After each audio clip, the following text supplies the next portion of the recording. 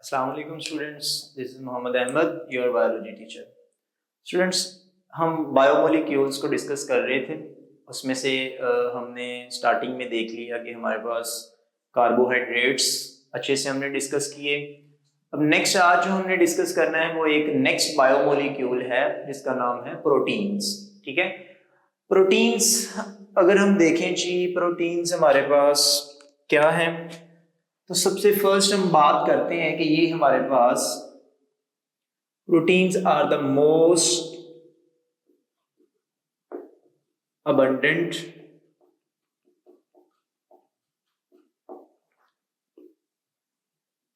biomolecule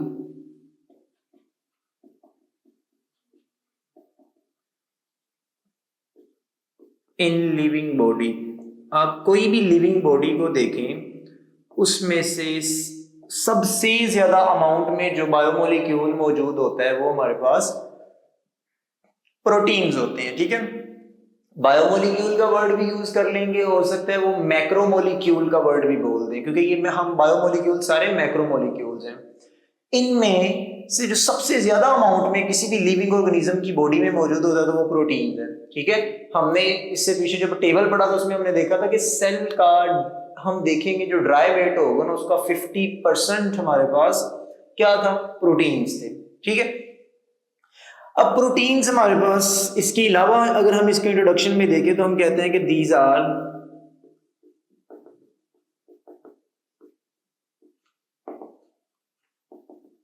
polymers of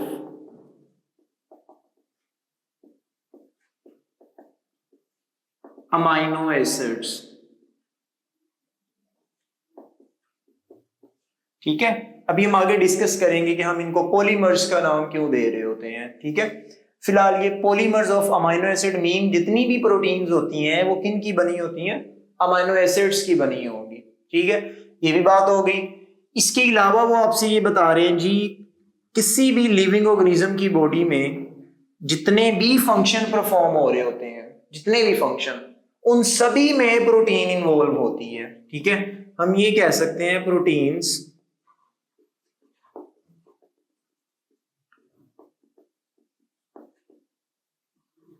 involve in everything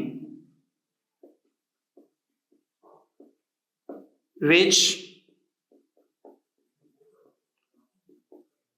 living organism do। आप देखेंगे हम जितने भी बॉडी के अंदर फंक्शन परफॉर्म हमारे हो रहे हैं, हम जो भी काम कर रहे हैं उसमें प्रोटीन इन्वॉल्व होगी। देखें, हमारी मूवमेंट है, हम बात कर रहे हैं, हम चल रहे हैं, हम चल फिर रहे होते हैं, उसमें सभी में प्रोटीन इन्वॉल्व हो रही है। मसल्स हैं, ये देखें, ये ऊपर की तरफ मूव कर रहे हैं, मीन कॉन्ट्रैक्शन हो रही है, यहां पे भी प्रोटीन्स मौजूद हैं। ब्लड क्लॉटिंग, हम आगे की वैसे सारी बातें अभी डिस्कस करेंगे। ठीक है, हमारे हेयर्स जो आ रहे हैं इनमें भी प्रोटीन है। हमारा जो ब्लड है वो मूव कर रहा है, उसमें भी डिफरेंट टाइप की प्रोटीन ऑक्सीजन को कैरी करने के लिए जो हमारे पास है वो हीमोग्लोबिन है। ठीक है, तो ये एक्चुअल में हम सारी चीजें इसमें डिस्कस करेंगे कि ये प्रोटीन करती क्या क्या है। ठीक है, जितने भी फंक्शंस होते हैं वो भी सारे के सारे किसने परफॉर्म करवाने हैं जी, प्रोटीन ने करवाने हैं। इसके अलावा प्रोटीन के बारे में ये बात की जाती है कि प्रोटीन सारे स्ट्रक्चर्स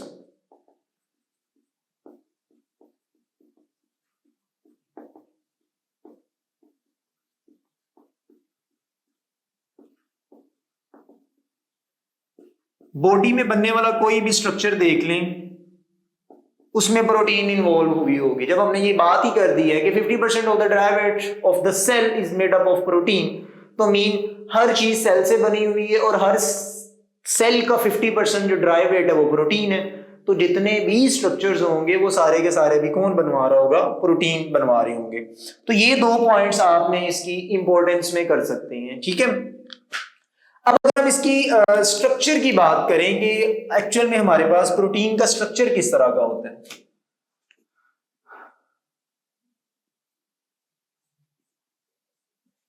चले हम प्रोटीन के स्ट्रक्चर की बात करते हैं जी। स्ट्रक्चर ऑफ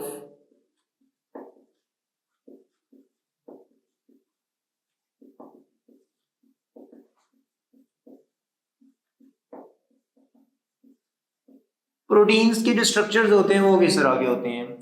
देखें जी, सबसे फर्स्ट तो हमने अभी ये बात की है कि these are polymers of amino acids. इस बात का अगर हम ये मतलब लें कि हम बोलते हैं जी proteins are made up of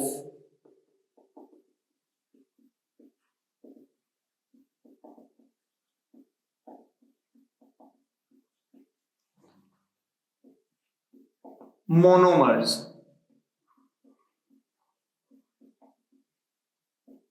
monomers के बने होते हैं। देखें, मोनो बोलते हैं सिंगल को, प्रोटीन्स के अंदर कुछ सिंगल यूनिट्स होते हैं, वो जब आपस में मिलते हैं तो उनके मिलने से आगे जो नई चीज बनती थी उसको हमने पॉलीमर्स बोला होगा। पॉलीमर्स ऑफ अमाइनो एसिड्स, यानी कि अगर एक अमाइनो एसिड है वो होगा मोनोमर। अब एक अमाइनो एसिड के साथ दूसरा अमाइनो एसिड जुड़ जाए, फिर उसके साथ तीसरा अमाइनो एसिड जुड़ जाए, इस तरह से ये हमारे पास अमाइनो एसिड्स आपस में जुड़ते जा रहे होंगे तो एक पॉलीमर्स बन जाते हैं। हम बोलते हैं कि अब इतने ज्यादा अमाइनो एसिड्स लग चुके हैं तो ये हमारे पास अब पॉलीमर्स हो चुके हैं, उनको फिर हम प्रोटीन्स का नाम देते हैं। सपोज करें अब अभी जिस रूम में बैठे हुए हैं उसकी एक दीवार की अगर हम एग्जांपल लें तो उस दीवार के अंदर जो छोटे छोटे यूनिट्स लगे हुए हैं, ईंटें लगी हुई हैं, ब्रिक्स लगी हुई हैं। अब एक ब्रिक को हमने एक मोनोमर का नाम दे दिया। एक ब्रिक के साथ दूसरी ब्रिक जुड़ी हुई है, दूसरी के साथ तीसरी जुड़ी हुई है, इस तरह से जुड़ते हुए उन्होंने पूरी एक दीवार बना दी है। अब पूरी एक वॉल बनी हुई है, ठीक है। एक एक यूनिट को मोनोमर बोल दिया और जब मोनोमर्स इतने ज्यादा आपस में मिल गए तो हमने नाम दे दिया कि ये पॉलीमर्स हैं और इन्होंने दीवार बना दी है। यहां पे जो मोनोमर्स हैं उनको हम नाम दे देते हैं जी अमाइनो एसिड्स का। These monomers are amino acids. जितनी भी प्रोटीन्स हैं दुनिया में मौजूद हैं या लिविंग बॉडी के अंदर जितनी भी टाइप की प्रोटीन्स होती हैं उन सब के अंदर वो प्रोटीन्स किन से बनी होती हैं जी, अमाइनो एसिड्स की बनी होती हैं। ये बात क्लियर हो गई हमारी, ठीक है। अब इसमें हम देखते हैं कि अमाइनो एसिड्स की जब हम बात करते हैं, जब स्ट्रक्चर ऑफ प्रोटीन की हमने ये बात की कि अमाइनो एसिड्स के बने हुए हैं, तो याद रखना है हर प्रोटीन के अंदर नंबर ऑफ अमाइनो एसिड्स जो होता है वो डिफरेंट होता है, ठीक है। नंबर ऑफ अमाइनो एसिड्स हमेशा डिफरेंट होते हैं। दो एग्जांपल उन्होंने आपकी बुक में दी हुई हैं। फर्स्ट एग्जांपल वो बात करते हैं जी, आपके पास सपोज करो एक प्रोटीन है जिसका नाम है इंसुलिन। आपने अपनी लाइफ में कितनी दफा नाम सुना होगा जी इंसुलिन का। अब इस इंसुलिन प्रोटीन के अंदर ये जो मोनोमर्स हैं ये कितने अमाइनो एसिड्स मौजूद होते हैं, 51 अमाइनो एसिड्स मौजूद हैं, ठीक है। एक प्रोटीन की बात हो गई। अब उन्होंने एक और एग्जांपल दी है कि जी आपकी बॉडी के अंदर ब्लड है जी, ब्लड के अंदर एक प्रोटीन होती है जिसका नाम है जी हीमोग्लोबिन। ये हीमोग्लोबिन प्रोटीन के अंदर भी क्या अमाइनो एसिड 51 होंगे? नहीं, बिल्कुल भी नहीं। इसके अंदर अमाइनो एसिड जो बताया हुआ उन्होंने 574 इतने अमाइनो एसिड्स मौजूद हैं इसके अंदर। मैं A.A लिख देता हूं अमाइनो एसिड के लिए। 574 अमाइनो एसिड इस हीमोग्लोबिन में मौजूद है, 51 अमाइनो एसिड्स इंसुलिन के अंदर मौजूद है। तो इसके अलावा जितनी भी प्रोटीन्स आपको मिलेंगी हर एक के अंदर अमाइनो एसिड्स के जो नंबर होंगे वो डिफरेंट होते हैं, ठीक है। अब चले, एक तो अमाइनो एसिड का नंबर डिफरेंट होता है, दूसरी बात उन्होंने लिखी होगी अमाइनो एसिड का सीक्वेंस भी डिफरेंट होता है। देखो अगर ये ब्लैक अमाइनो एसिड, मैं अगर इसको ब्लैक मार्कर को एग्जांपल लूं, इसके साथ रेड आ जाएगा, रेड के साथ मैंने ग्रीन को लगा दिया, ग्रीन के साथ फिर आगे मैं ब्लू को लगा देता हूं, ठीक है। इस तरह से अब ये सीक्वेंस एक बन गया। ये 4 नंबर, सबसे फर्स्ट में ब्लैक है, रेड है, उसके बाद ग्रीन है, फिर इसमें ब्लू आ रहा है। अब अगर अगली प्रोटीन जब बनेगी तो ये सीक्वेंस चेंज हो जाएगा, ब्लैक की जगह पे रेड आ जाएगा तो सीक्वेंस टोटली चेंज हो गया, ठीक है। ग्रीन की जगह पे ब्लू आ जाएगा, सीक्वेंस भी टोटली चेंज हो जाएगा। तो सीक्वेंस भी इसमें हमने देखना होता है अमाइनो एसिड, कौन सा अमाइनो एसिड नंबर 1 पे आएगा, फिर कौन सा 2 पे आएगा, कौन सा 3 पे आएगा, ये सीक्वेंस भी इसमें स्पेसिफिक होता है। और कितने नंबर्स में अमाइनो एसिड्स लगे होंगे ये भी इसमें स्पेसिफिक होता है। चलिए अब देखते हैं हम कि हमने देखा कि जितनी प्रोटीन्स है वो अमाइनो एसिड्स की बनी हुई है। हमारी बॉडी सेल से बनी हुई थी, हमने क्या किया, पूरी बॉडी को स्टडी नहीं किया, हमने किसी एक सेल को स्टडी कर लिया ना। हम एक चैप्टर पूरा पढ़ के आए, हमने सेल के अंदर जो जो काम चल रहा था हमने सारे उसमें देखे। उसमें माइटोकॉन्ड्रिया, उसमें साइटोप्लाज्म, सेल मेम्ब्रेन, न्यूक्लियस, ये सारे हमने डिस्कस किए थे ना। पूरी बॉडी को स्टडी नहीं किया। यहाँ पे भी हम पूरी प्रोटीन को स्टडी करने से बेहतर है कि एक अमाइनो एसिड को स्टडी कर लेते हैं, क्योंकि अमाइनो एसिड के मिलने से आगे प्रोटीन बनी है। तो एक अमाइनो एसिड को स्टडी कर लेंगे तो हमारे पास पूरी प्रोटीन स्टडी होगी है जी। अब देखो जी, इस दुनिया में जितने भी लिविंग ऑर्गेनिजम्स हैं उनमें जो प्रोटीन अमाइनो एसिड से बनी हुई है ना, इस वक्त साइंटिस्ट बोल रहे हैं जी 170 डिफरेंट टाइप के अमाइनो एसिड्स डिस्कवर हो चुके हैं, या इतनी टाइप के अमाइनो एसिड्स जो हैं वो लिविंग ऑर्गेनिजम्स की बॉडी में मौजूद हैं। लेकिन प्रोटीन बनाने के लिए 170 टाइप के अमाइनो एसिड्स इन्वॉल्व नहीं होते, just 20 type of amino acids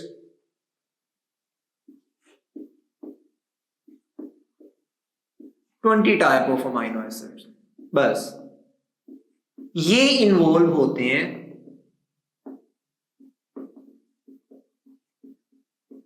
all type of protein. जितनी भी टाइप की प्रोटीन्स हैं उन सभी में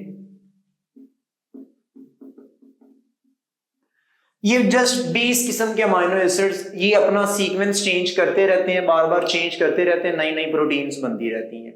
बॉडी में 10,000 डिफरेंट टाइप की प्रोटीन्स आइडेंटिफाई की हुई हैं।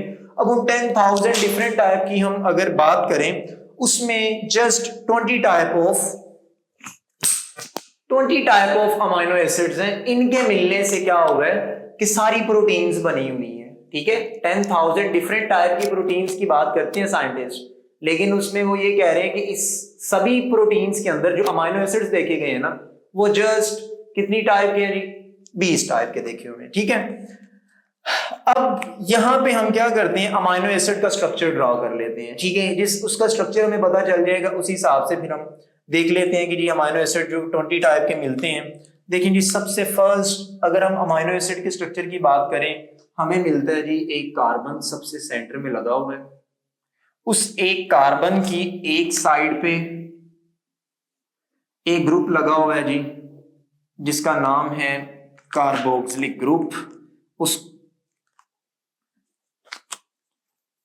ये जी हम लिख देते हैं COOH। ये हमारे पास कार्बोक्सिलिक ग्रुप है। ठीक है, एक साइड पे कार्बन के ये लगा हुआ है, सेंटर में कार्बन है। कार्बन की दूसरी साइड पे अगर हम देखें तो यहां पे हमें मिलेगा जी एक अमाइनो ग्रुप जिसका नाम है H2N। एक ग्रुप ये लगा होता है, इसको हम अमाइनो ग्रुप का नाम देते हैं। फिर हम इसकी ऊपर वाली साइड पे देखें और एक चीज नीचे वाली साइड पे लगी होती है। ऊपर अगर हम देखें तो यहाँ पे साइड चेन होती है, यहाँ पर R ग्रुप लगा होता है, इसको साइड ग्रुप का नाम दे देते हैं। नीचे वाली साइड पे देखते हैं तो हमें एक हाइड्रोजन मिल जाता है। ठीक है, ये एक हाइड्रोजन, ये एक जर्नल स्ट्रक्चर मैंने आपको बताया, अमाइनो एसिड का जर्नल फार्मूला बता दिया। अब आपसे को पूछेगा जी अमाइनो एसिड का ये जो जर्नल फार्मूला, इसके अंदर क्या क्या चीजें हैं, आप हमें बता दें जी। हम फिर बताते हैं, हमारे पास ये जो है इसका नाम हमने रखा हुआ है जी कार्बोक्सिलिक ग्रुप।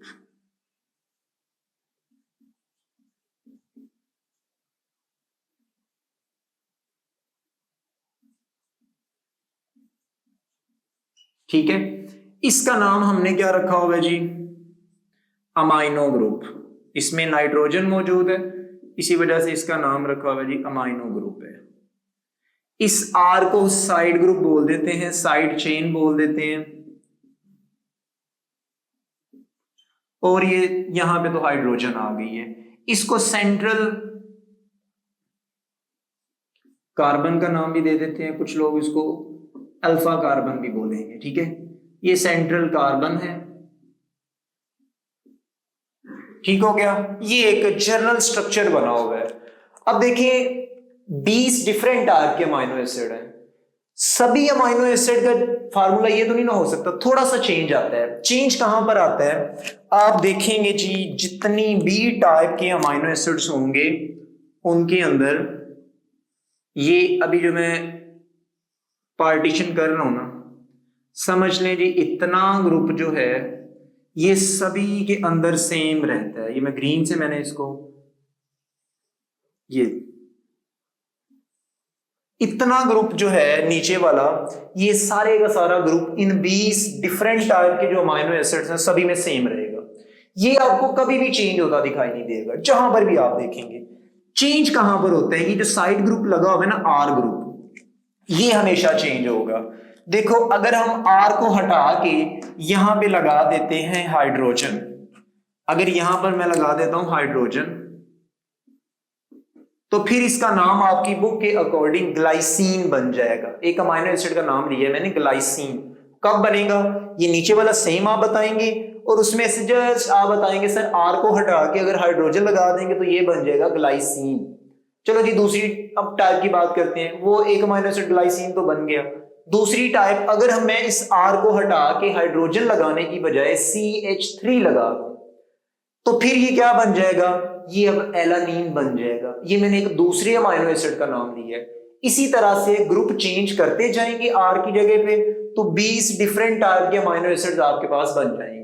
ठीक हो गया, ये अमाइनो एसिड की बात की हुई है।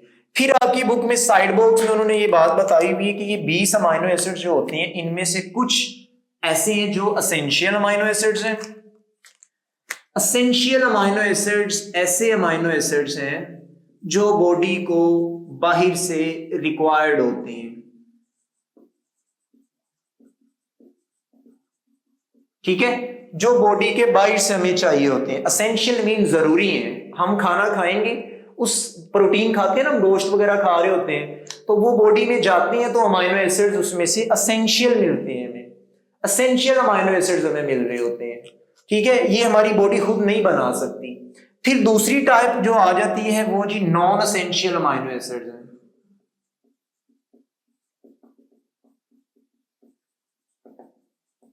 नॉन असेंशियल अमाइनो एसिड्स मतलब जो जरूरी नहीं है, बॉडी खुद ही बना लेगी। देखो हम इसमें क्या लग रहा है, कार्बन सेंटर में लगा देंगे, कार्बोक्सिलिक ग्रुप लग जाएगा, हाइड्रोजन लगेगा, अमाइनो ग्रुप लग जाएगा, तो अमाइनो एसिड तो बॉडी खुद भी प्रिपेयर कर सकती है, लेकिन सारे नहीं कर सकती। जो वो प्रिपेयर खुद कर लेगी वो है नॉन असेंशियल अमाइनो एसिड्स। ठीक है, अबाउट 11 है। असेंशियल अमाइनो एसिड जो है वो हमारे पास बाहर से हमें खाने के साथ ही लेने पड़ते हैं। वो हमारे खाने में प्रोटीन जो खाते हैं उसी में मौजूद होते हैं। ठीक हो गया, तो ये जनरल स्ट्रक्चर मैंने बताया। अब हमने जो बात की है, एक अमाइनो एसिड दूसरे के साथ जुड़ेगा, दूसरा तीसरे के साथ जुड़ेगा, इस तरह से अमाइनो एसिड्स आपस में जुड़ते जाएंगे, एक लंबी सी चेन बना देंगे, उसको हम पॉलीपेप्टाइड चेन बोलते हैं। यही पॉलीपेप्टाइड चेन्स किसमें कन्वर्ट होती हैं, ये प्रोटीन्स बना देती हैं। ठीक है, आपकी बुक में इसका आगे रिएक्शन नहीं दिया होगा कि कैसे दो अमाइनो एसिड्स आपस में मिलेंगे, फिर तीसरा मिलेगा, फिर चौथा मिलेगा। ठीक है, फिलहाल बस आप यहीं तक कर लें। अब देखिए इतनी ये प्रोटीन्स बना ली, तो इसका हमारी बॉडी में अब ये फंक्शंस क्या क्या परफॉर्म करेंगे और इनके सोर्सेज क्या क्या हैं। हम इनको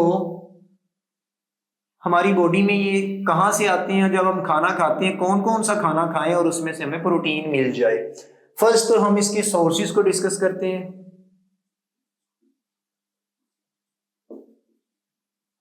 फिर हम देखेंगे जी इनके फंक्शंस क्या हैं। ठीक है, सोर्सेज में देखेंगे ये प्लांट से भी हमें मिल जाती हैं प्रोटीन्स और एनिमल से भी मिलती हैं। एनिमल की बात करें तो देखो आप लोग मीट खाते हैं, गोश्त खाते होंगे हम सब। उस मीट में क्या क्या आ जाता है, चिकन आ जाता है।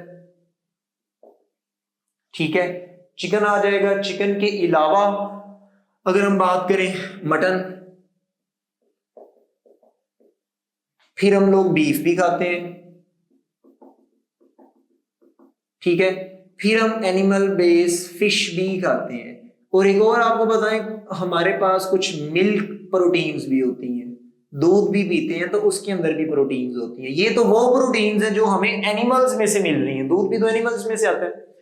तो ये वो प्रोटीन्स है जो हमें कौन दे रहा है, एनिमल बेस है, ये एनिमल से मिल रही होती है हमें। ठीक है, इसके अलावा प्लांट से हमें कौन सी मिलती हैं, आप लोग पल्सीज खाते हैं, दालें खाते हैं, उसमें से मिल जाती है। पल्सीज के अलावा हमें आप पल्सीज के अलावा बीन्स, फलियां जो होती हैं जी, बीन्स भी खाते हैं। बीन्स में से भी क्या मिलता है जी, हमें प्रोटीन मिल जाती है। चलिए, ये जो हमने खाना खाया, अगर किसी बंदे को प्रोटीन की जरूरत है तो ये चीजें हम खा लेते हैं। किसी भी टाइप का गोश्त हो जाए, एग्स हो गए, आप इसमें वो भी यूज कर सकते हैं, अंडे। ठीक है, वो भी एनिमल सोर्स होता है, उसमें भी प्रोटीन होती है। ये तो सोर्सेज हो गए। अब प्रोटीन खा ली, बॉडी में चली गई, बॉडी में जाके ये फंक्शंस कौन कौन से परफॉर्म करेंगे जी? सबसे फर्स्ट तो ये हो गया कि फंक्शंस क्या क्या होंगे इनके। सबसे फर्स्ट हम देखते हैं जी स्ट्रक्चरल रोल, बॉडी के अंदर जाके स्ट्रक्चरल फंक्शन इसके क्या होते हैं।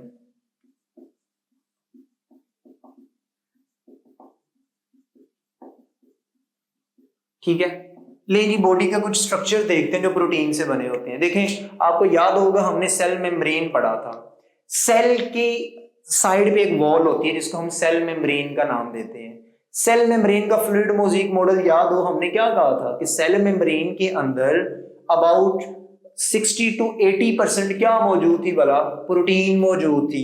तो सबसे फर्स्ट तो हमने ये नाम दे दी है जी प्रोटीन सेल मेम्ब्रेन बनाने में स्ट्रक्चरल रोल प्ले कर रही है जी। ठीक हो गया, एक तो ये काम हो गया जी, सेल मेम्ब्रेन बनाने में हेल्प करती है। दूसरा, आप लोगों ने देखा होगा कि आपके ये नोज के अंदर ये बोन है जिसको आप ऐसे से मूव कर सकते हैं। ये बोन नहीं, ये कार्टिलेज है। आपके ये जो ईयर्स हैं ये मूव, ये आप इसको कितना फ्लेक्सिबल, इसमें बोन मौजूद नहीं होती, कार्टिलेज मौजूद होता है। तो ये जो कार्टिलेज होता है ना, ये किसका बना होता है भला? इसके अंदर प्रोटीन्स मौजूद होती हैं। फिर आप लोग देखेंगे आपके ये जो हेयर्स होते हैं, हेयर्स, और फिर आपके ये जो नेल्स होते हैं, हेयर्स और नेल्स के अंदर भी क्या मौजूद है जी?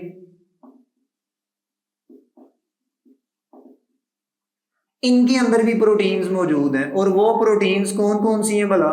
आपकी बुक में बताया हुआ है, वो प्रोटीन्स हैं जी कोलेजन, और इसके अलावा कैराटीन। कैराटीन का नाम तो आप लोगों ने सुना होगा, बालों को हम कैराटीन करवाते हैं ना, तो बालों के अंदर ही ऑलरेडी एक प्रोटीन मौजूद है कैराटीन के नाम से, जो जिसने हमारे बालों को मैन्युफैक्चर किया हुआ है, उसकी प्रोडक्शन की हुई है। फिर इसके अलावा आप लोग देखें जी, हमारे मसल्स बने हुए हैं, मसल्स,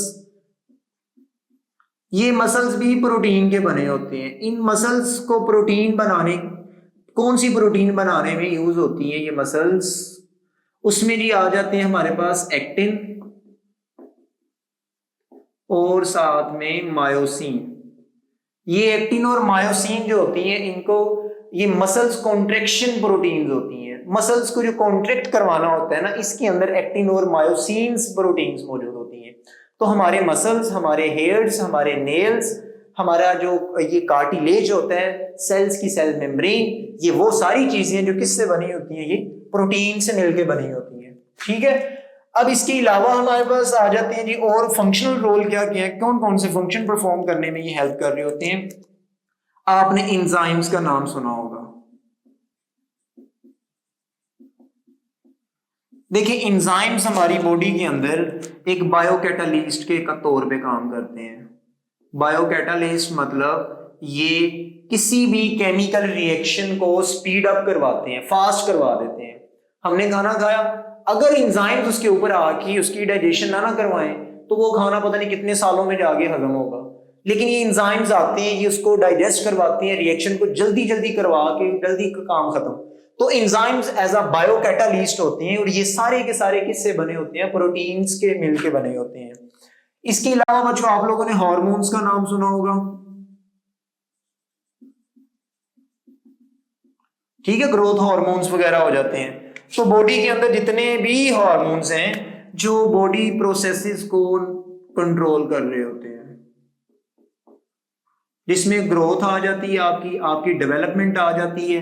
ठीक है, आपकी हाइट बढ़ना, आपकी ग्रोथ होना, ये सारी बातें हार्मोन्स की वजह से होती हैं। और सारे हार्मोन्स बच्चों प्रोटीन के बने होते हैं, हमेशा याद रखना है, सारे हार्मोन्स प्रोटीन के बने होते हैं। चलें जी, उसके बाद आ जाता है जी और क्या फंक्शन परफॉर्म करते हैं? ट्रांसपोर्ट का काम करते हैं ये। अब ट्रांसपोर्ट का काम कैसे करते हैं जी? देखिए, ब्लड के अंदर अभी हमने बात की है, एक प्रोटीन होती है जिसका नाम होता है हीमोग्लोबिन। ये जो, इसको शॉर्ट फॉर्म में हम HB लिख लेते हैं। हीमोग्लोबिन क्या करती है? ये ऑक्सीजन को कैरी कर रही होती है और न्यूट्रिएंट्स को कैरी करती है। ठीक है, ब्लड की सप्लाई करवाती है। ये बातें मैंने आपको पिछले चैप्टर में बताई हुई है। ट्रांसपोर्ट का काम ब्लड के थ्रू हो रहा होता है, जो क्या करता है? इस ऑक्सीजन को और न्यूट्रिएंट्स को बॉडी के बाकी सेल्स तक पहुंचा के आ रहे होते हैं। ठीक है जी, ट्रांसपोर्ट का काम भी इन्होंने कर दिया। फिर आपने देखा होगा जी आपकी बॉडी के अंदर ब्लड क्लोटिंग भी होती है। कभी कभार कोई जख्म आ जाए, कोई इंजरी हो जाए तो फौरी वहां से ब्लड निकलना शुरू हो जाता है ना, और फिर आप थोड़ी देर बाद देखते हैं कि वो ब्लड क्लॉट बन जाता है वहां पे, जहां पे जख्म बना होता है वहां पे एक लोथड़ा सा बन जाता है और ब्लीडिंग रुक जाती है। ठीक है, वो ब्लीडिंग जो रुक रही है वो किस वजह से होता है? इस ब्लड क्लॉटिंग प्रोटीन की वजह से होती है, जिसका नाम होता है जी फिब्रिन। ठीक है, फिब्रिन प्रोटीन्स होती हैं। ये प्रोटीन्स क्या करती हैं? ये इसको फाइब्रिनोजिन प्रोटीन भी बोलते हैं, ब्लड को क्लॉट करती है। जहां पे जख्म आता है ये सारी वहां पे इकट्ठी हो जाती हैं और एक क्लॉट बना देती है जो फर्दर ब्लीडिंग नहीं होने देती, हमारा ब्लड रुक जाता है वहां पे। फिर जी एंटीबॉडीज, आपको पता है जी बॉडी के अंदर कभी कोई वायरस बैक्टीरिया चला जाता है तो उसके खिलाफ एंटीबॉडीज बना ली जाती हैं। हमारा इम्यून सिस्टम आप समझ लें, इम्यून सिस्टम, डिफेंस सिस्टम कह लो, जो हमें पैथोजेंस, बैक्टीरियाज, वायरसेस वगैरह से बचा रहे होते हैं, उसमें एंटीबॉडीज होती हैं। और याद रखना ये सारी एंटीबॉडीज भी किसकी बनी होती हैं? प्रोटीन्स की बनी होती हैं। तो ये थे इसके फंक्शंस। हमने इसमें हमारा पूरा प्रोटीन का टॉपिक डिस्कस कर लिए। ठीक है, यहां तक किसी का कोई क्वेश्चन हो तो आप हमें जरूर बताइएगा जी। अल्लाह हाफिज।